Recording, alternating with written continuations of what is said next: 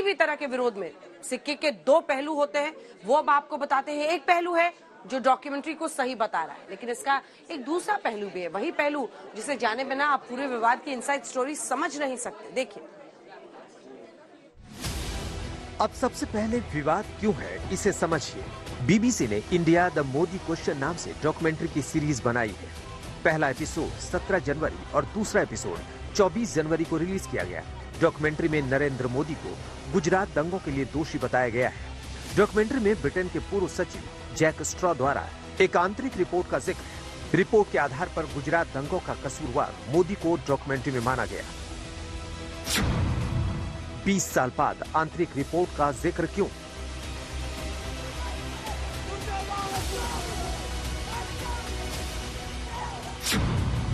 Documentary की timing के पीछे scripted agenda.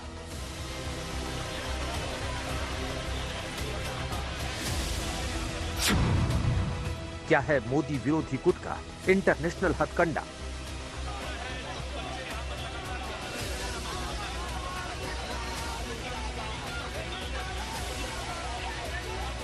We think this is a propaganda piece designed to push a particular discredited narrative.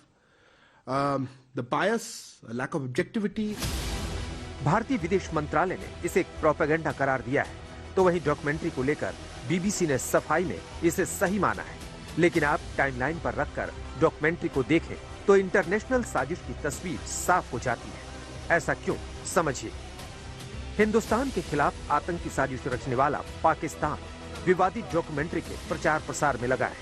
Pakistan आज भारत के खिलाफ प्रोपेगेंडा फैलाने में डॉक्यूमेंट्री का इस्तेमाल कर रहा है। ब्रिटेन की संसद में भी पाकिस्तानी मूल के सांसद इमरान हुसैन ने बीबीसी की डॉक्यूमेंट्री का मुद्दा उठाया था, जबकि व्हाइट हाउस की प्रेस कॉन्फ्रेंस के दौरान पाकिस्तानी पत्रकार बीबीसी की डॉक्यूमेंट्री का मुद्दा उठा रहा है। अगर सरल शब्दों में समझे तो बीबीसी की डॉक्यूमेंट्री को हथियार बनाकर पाकिस्तानी मोदी विरोधी नैरेटिव दुनिया भर में फैलाने में जुटा हुआ है। नरेंद्र मोदी आज देश के तमाम 135 करोड़ लोग में से कुछ लोगों को छोड़ दीजिए जो टुकड़े टुकड़े गैंग के समर्थन है, सब नरेंद्र, पूरे विश्व में नरेंद्र मोदी ईमानदारी से कलेजा पर हाथ धर के देखे कि जो बाहर में रहते हैं आप उनसे पूछिए, वो कहते हैं कि हमारे पासपोर्ट का वैल्यू बढ़ गया। एक तरफ अंतर्राष्ट्रीय मंच पर पाकिस्तान नरेंद्र मोदी के खिलाफ डॉक्यूमेंट्री को लेकर नैरेटिव सेट करने में जुटा है, तो दूसरी तरफ देश में लेफ्ट विंग और कांग्रेस के स्टूडेंट विंग डॉक्यूमेंट्री के सही होने का सर्टिफिकेट देकर देश भर में स्क्रीनिंग करवाने में जुटा है। विरोध प्रदर्शन की वजह है डॉक्यूमेंट्री पर बैन का दावा।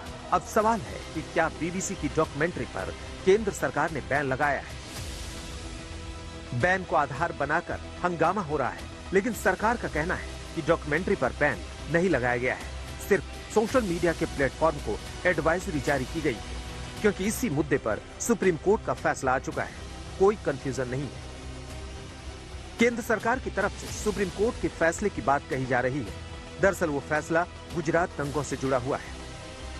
करीब 450 पन्नों के आदेश में justice A M Khanwilkar, justice Dinesh Maheshwari और जस्टिस सीटी रवि कुमार की बेंच ने कहा था, जांच के दौरान एसआईटी की निष्क्रियता या पक्षपाती रवैये के बारे में लगे आरोप हास्यास्पद है।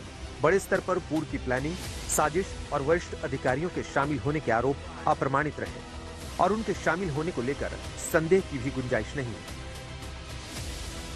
मतलब ये कि सुप्रीम कोर्ट की तरफ से नरेंद्र मोदी को क्लीन चिट मिल चुकी है, लेकिन एक बार फिर बीबीसी की डॉक्यूमेंट्री के जरिए नरेंद्र मोदी पर निशाना साधा जा रहा है, जबकि सच दुनिया के सामने है। आज तक ब्यूरो।